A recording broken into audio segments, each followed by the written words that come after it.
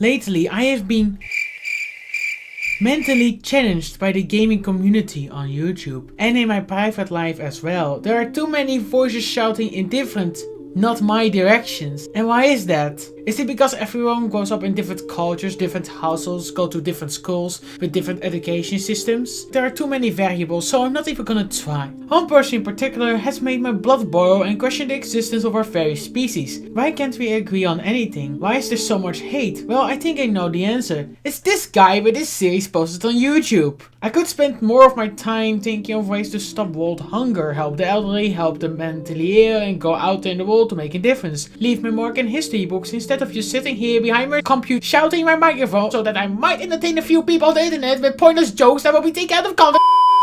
But okay, I'm getting off topic here. Let's dissect why the narrative garbage series is damaging the gaming community as a whole. Assassin's Creed Rogue is a good game in my subjective opinion. That's my personal experience, so you don't have to be mad because I'm not talking about you here. As I was saying, Rogue is a good game. Its message, I think, is about helping others, or what is more important, safety or freedom. I don't pay attention when I play video games, so I might be completely wrong. The great wise Moreau once said, Cedric Diggory's death was a tragic act. That doesn't disprove objective analysis! This disproves any logical argument that is made. Shay Peter Cormac is also the perfect protagonist that represents the younger audience that plays these games. He lends his nuts to his teachers, is sexually active. I might have visited the sisters once or twice. But unfortunately, he's part of the Assassin Order who represent chaos and choice, in an attempt to support control and safety for others. Shay Cormac is sent on a mission to retrieve a piece of Eden, a powerful relic of ancient times that was created by those who came before.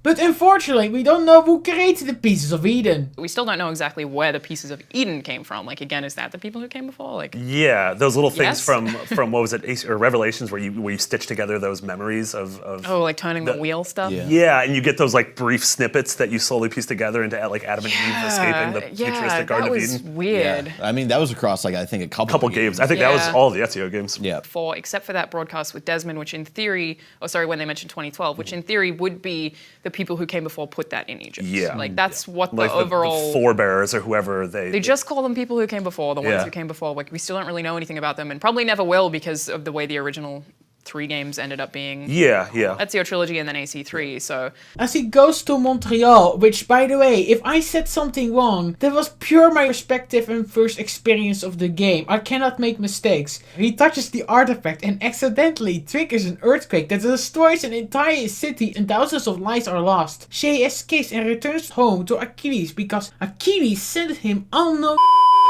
normally on a mission to kill thousands of people. As we see, Achilles is a bad mentor in my honest opinion. One of the rules was to never kill innocent, and now we killed hundreds of innocents. So Shay decides what any other teenager, an adult will do. He will leave the Assassin Brotherhood to join the Good Nation Templar Order who will kill innocents to stop the assassins from killing innocents. Unfortunately, the objective of the story is very clear, but this guy just doesn't understand it and takes the entire story out of context. He even thinks that his opinions are facts. And no, I don't have any proof or any clip to prove my accusation, but I don't have to. Why? Well, because I said so, that's why. His series is over 4 hours long, and if we combine all the cutscenes together of Assassin's Creed Rogue in one video, it will at least be 3 hours. And we know the golden rule I have stated: if a review or an analyze video is longer than the official product, then there's something wrong with the review or the analyze. If you don't understand that, then perhaps you should watch your war movies. They are objectively awesome. Alone in the Dark is the second best movie ever. My favorite movie of all time is the Assassin's Creed movie. Did I mention that?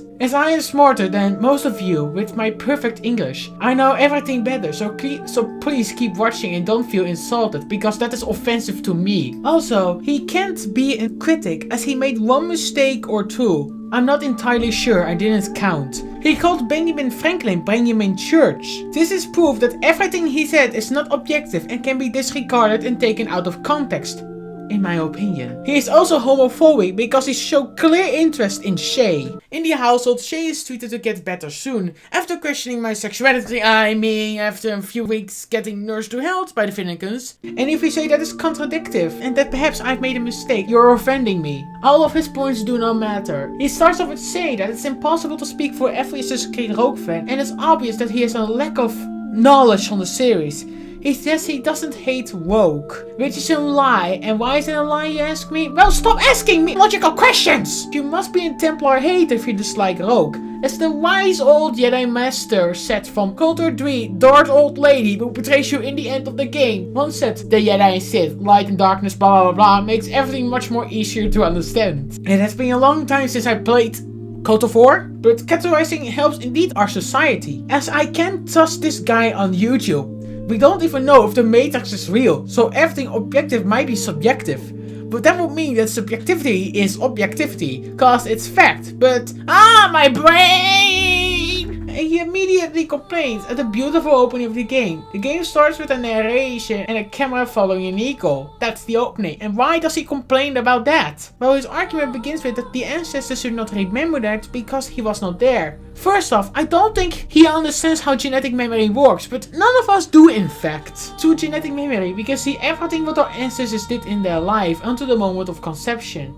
To be more clear here, imagine your father was 26 years old when he got you, okay? That means he passed on 26 years of his memories onto you. Memories you can relive, and possibly you can make a strong connection with your family through genetic memory. This doesn't make any sense, and it is too confusing. So it must be dismissed as fact. Oh look, Eldorif has a mutant who can shoot magic! And Harry Potter shoots magic because he has a magical bloodline. Magic genes exist! Fuck the human history and the possible realistic scientific theories that are still being debated to this day. That is not interesting. Look at lightsaber and reincarnation in Avatar! Also, writers can do as they please. Look, Assassin's Creed is fantasy, and no, Assassin's Creed is not a mixture of sci-fi, history, non-fiction, fiction, conspiracy, blah blah blah blah blah blah blah. It's something more close to sleeping dogs. They both have parkour and magic stuff. Does Mario have parkour and magic? Then Mario is a spiritual successor of Assassin's Creed. What, Mario existed before Assassin's Creed?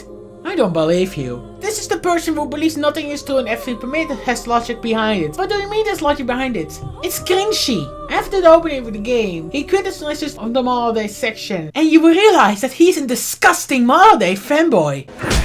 How many times do I need to explain to those dirty Holiday fans? Holiday never made any sense. I don't care about it and we should get rid of it. Oh my god. What? You want me to send feedback to Ubisoft on how to improve Holiday and explain to why I don't like it? What the fuck is wrong with you? I just want to change the entire identity of the series. The entire Holiday as a concept is retarded and should be removed because I said so, that's why. But I will complain if it is something I absolutely adore, like Mass Effect or Fallout or The Witcher. Then it's problematic because then it affects me. What? What do you mean I'm a hypocrite? I'm not an hypocrite, you are! And remember what the great Dumbledore once said against Voldemort in the Order of the Phoenix? One person likes something, then there is nothing objectively wrong with it. That makes The Lost Airbender the greatest movie of all time, in my honest opinion, Voldemort. Even when the World War II movies are historically inaccurate, you can interpret it differently, like Assassin's Creed Unity. By the way, Arno Dorian is my favorite character. Fuck you, man! Putting all the important plot elements in comic books that were started in video games